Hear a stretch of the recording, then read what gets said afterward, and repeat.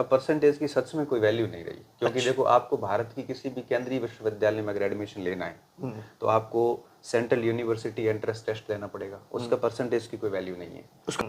तो पिछली बार एक स्टूडेंट मेरे पास ऐसा आया जिसके 73 परसेंटेज ही थे और आज वो हिंदू कॉलेज में पढ़ता है, दिल्ली यूनिवर्सिटी के। अच्छा। हाँ, और 96 वालों का कईयों का नहीं हुआ, क्योंकि 96 बनने थे उसने रट रट के बना दिए। 73 वाले ने प्योर तैयारी करी थी, उसने सारी पाठ्य पुस्तकों को बढ़िया से तैयार किया था। तो आजकल क्या परसेंटेज की इतनी वैल्यू नहीं रही। तो बच्चों में इतनी परिपक्वता नहीं होती कि आप एक क्लासरूम में 100 बच्चों को एक साथ पढ़ाओ। तो इन बच्चों को रटा रटा के किसी को तैयार किया ना, मशीनें बना के, वो स्टूडेंट जीवन में बहुत आगे नर्वस होने वाले। रीजन क्या होता है, जैसे अपना कोई भाई है और विद्यालय ने रटा रटा के उसके 99% बना दिए, तो अपनी क्या एक्सपेक्टेशंस होती है उससे कि यार अभी आईएएस बनेगा क्योंकि 99% है, जबकि उस बच्चे को तो बेचारे को रटा रटा के सेट किया हुआ है। अब आगे वो स्टूडेंट जब यूनिवर्सिटी में जाएगा तो वो ऐसा परफॉर्मेंस नहीं दे पाएगा जैसा हम लोगों ने उससे उम्मीद की है, और वो तनाव में जाता है। इन दिनों आप लगातार देख रहे हैं 10th और 12th के रिजल्ट आ रहे हैं और भारत की नई जो शिक्षा नीति है, इन तमाम चीजों को लेकर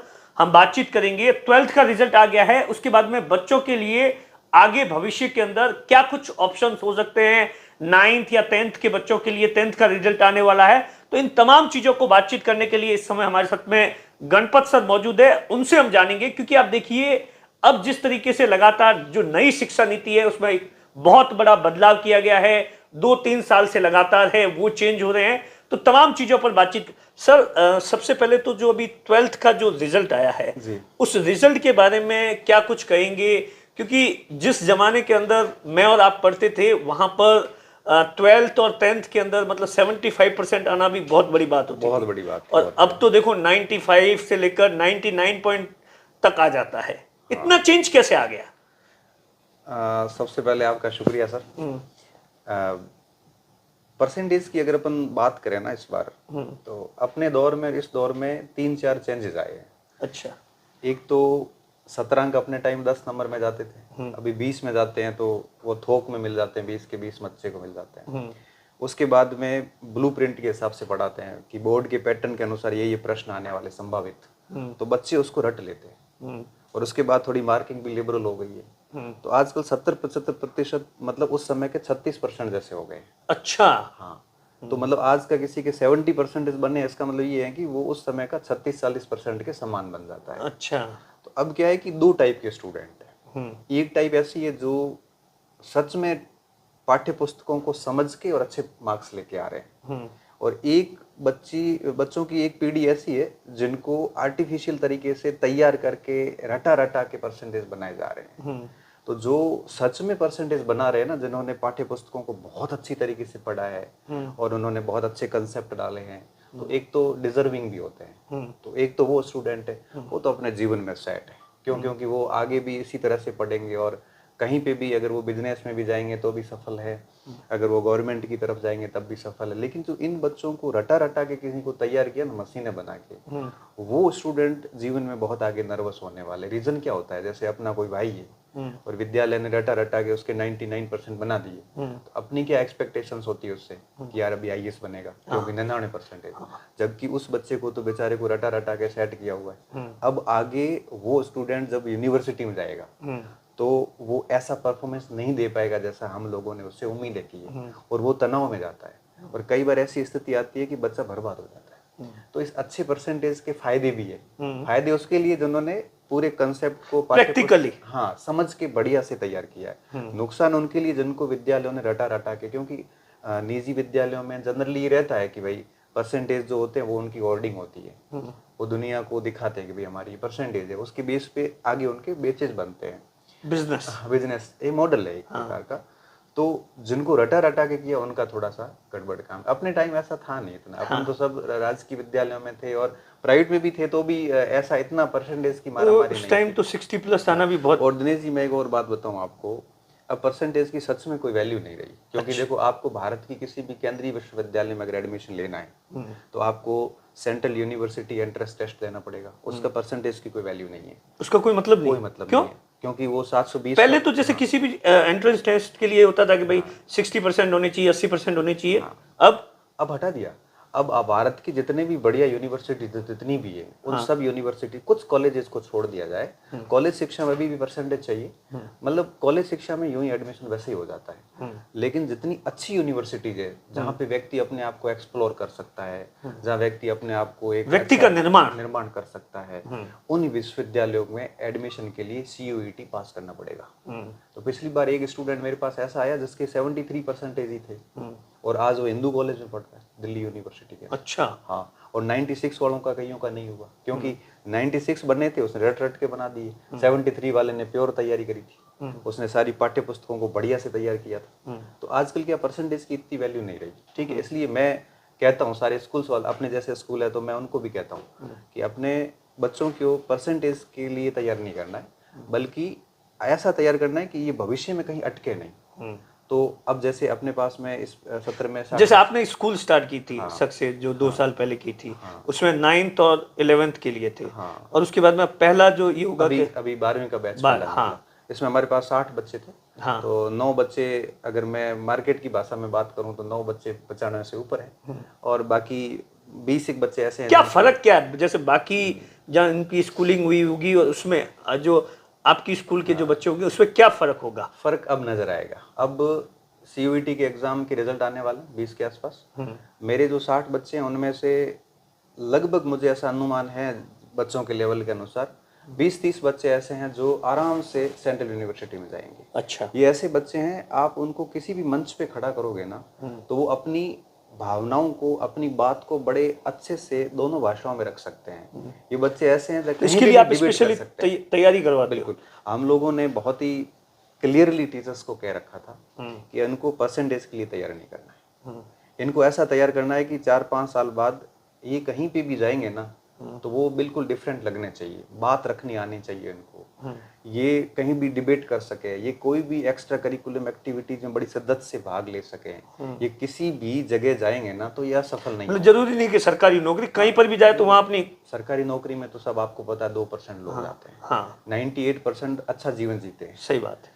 बाकी के 98% स्वतंत्र रूप से और बहुत अच्छा काम करते हैं और बहुत प्रोग्रेस भी है। सरकारी में तो आप वहीं रह जाओगे, क्योंकि वही आपको इंक्रीमेंट पे डिपेंड रहना, वही 9, 18, 27 का नियम लागू है। निजी क्षेत्र में तो व्यक्ति बहुत अच्छी ग्रो कर सकता है।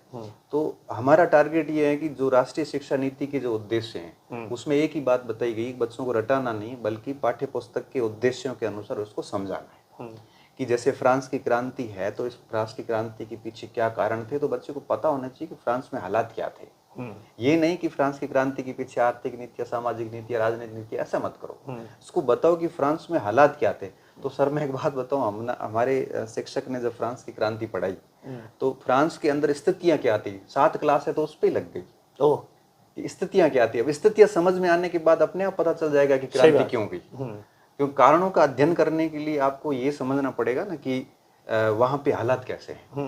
तो आप उनको अगर इस तरह से कंसेप्ट समझाओगे तो वो बच्चा कहीं पे भी पीछे नहीं रहेगा। वो अगर बाद में एजुकेशन में जाएगा तो एक अच्छा शिक्षक बनेगा, वो अगर किसी भी विभाग में जाएगा तो वो अपने आप ही डिफरेंट हो जाता है। तो हमने उन चीजों पे बहुत बढ़िया से काम किया। तो वर्किंग स्टाइल क्या है, जैसे स्कूल का अपना जो वर्किंग स्टाइल है वो किस तरीके से, मतलब बच्चों को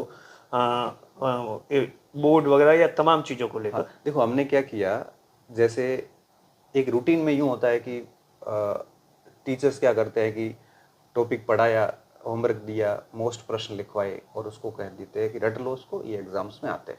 हमारा ये नहीं रहता। हमारा ये रहता है कि बच्चे को सबसे पहले पाठ पूरा समझाओ, किताबें बंद करके समझाओ।